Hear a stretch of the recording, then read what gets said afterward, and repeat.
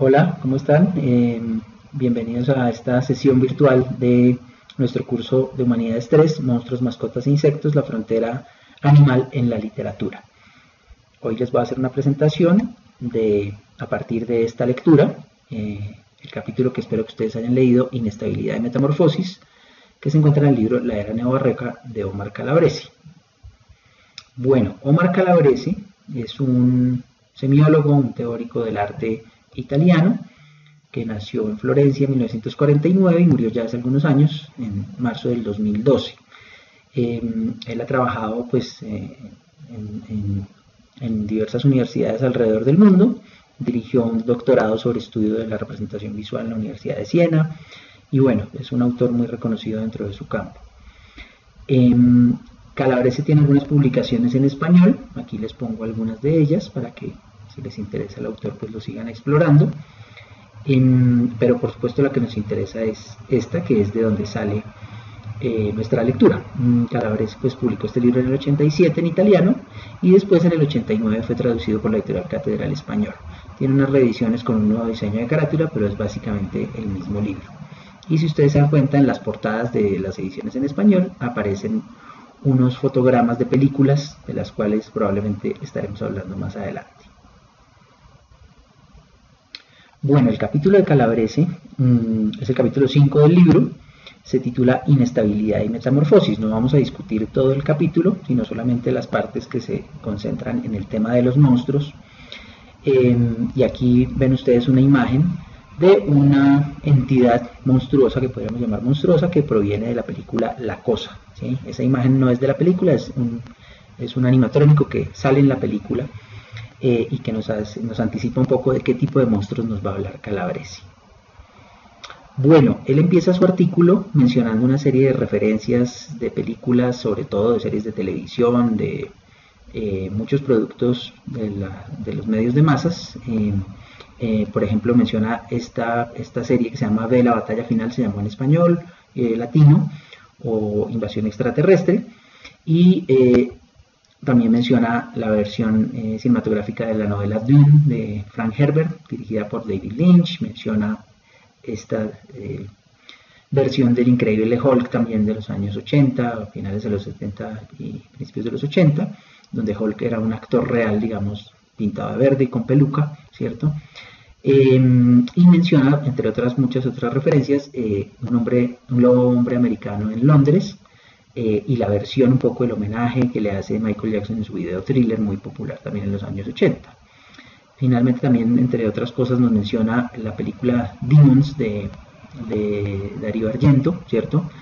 Y bueno, además de otras muchas películas, esta lista que él hace es básicamente para mostrarnos que los monstruos tuvieron un resurgimiento muy fuerte en la cultura popular a finales del siglo pasado, del siglo XX, y por eso él cree que es interesante mirar por qué aparece lo monstruoso nuevamente como un motivo, como una figura muy popular en los medios de masas, pero también en la literatura, en los videojuegos, etc.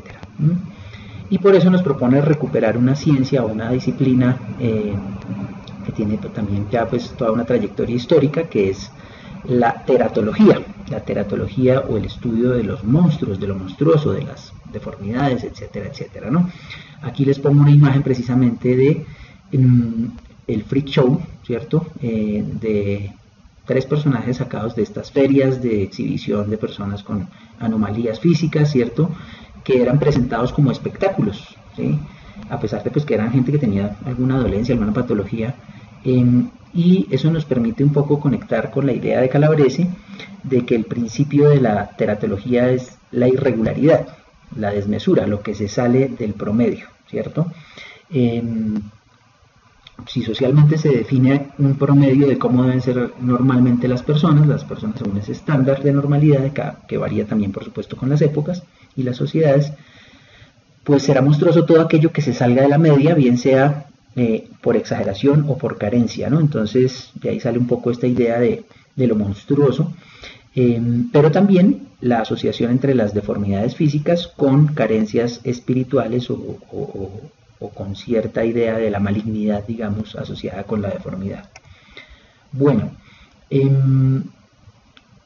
esta imagen del artista von Rosen, que es una esfinge, nos sirve pues para revisar precisamente entonces de dónde viene la palabra monstruo, qué significa.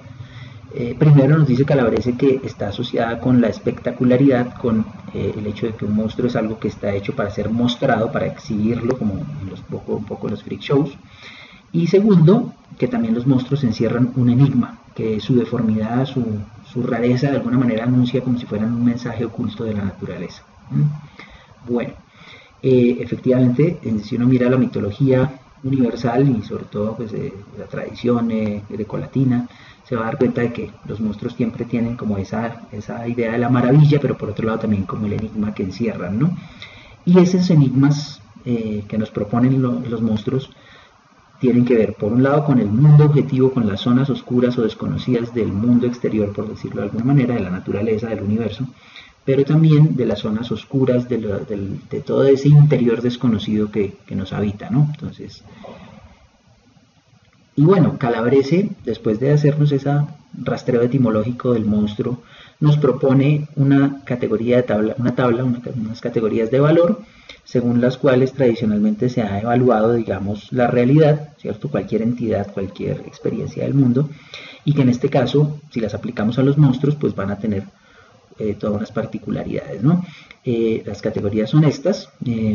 Generalmente, pues, nos propone 4 categorías: una categoría morfológica, una categoría ética, una categoría estética y una categoría tímica. Tímica es un término especializado, digamos, que proviene de la semiótica y que básicamente se refiere a la dimensión emocional o pasional del ser humano, ¿no? Entonces nos habla de las emociones.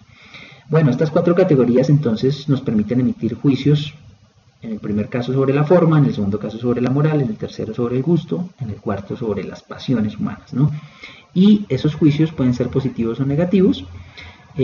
Primero vamos a ver cuáles serían las evaluaciones positivas que haríamos según estas categorías. Entonces, si una forma es conforme con una media o con un promedio, como decíamos antes, pues ese será el valor positivo, y si no, entonces hablaremos en un valor negativo de deformidad.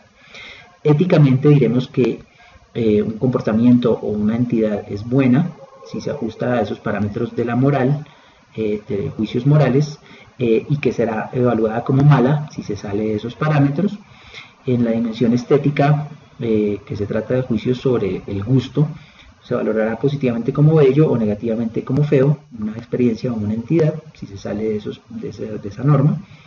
Y en la categoría tímica, diremos que hay valores positivos o emociones positivas, las calificaremos como eufóricas, como la alegría, la risa, la excitación, el arrobamiento, etcétera, o valores negativos los denominaremos disfóricos, como el miedo, la ira, el terror, la angustia, etcétera, etcétera, ¿no?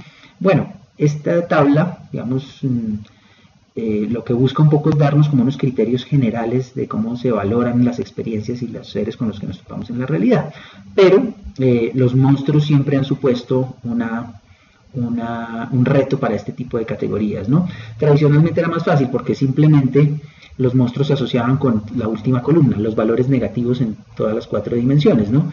Y además se suponía que si algo era considerado monstruoso era porque era deforme, se salía de la forma, y de ahí en adelante se deducía automáticamente que entonces era malo, feo y disfórico, que generaba sentimientos disfóricos como el miedo, el terror, la angustia, etcétera, etcétera. Pero lo que nos dice Calabrese, y por eso le interesa recuperar la teratología para pensar el mundo actual, es que en los monstruos contemporáneos, en esos que empiezan a resurgir en el cine, la televisión, los cómics, los videojuegos, en la última parte del siglo pasado, y en los monstruos que vemos hoy en día en el siglo XXI, esas categorías de valor ya no aplican de la misma manera, ya no funcionan de manera tan transparente, ¿sí?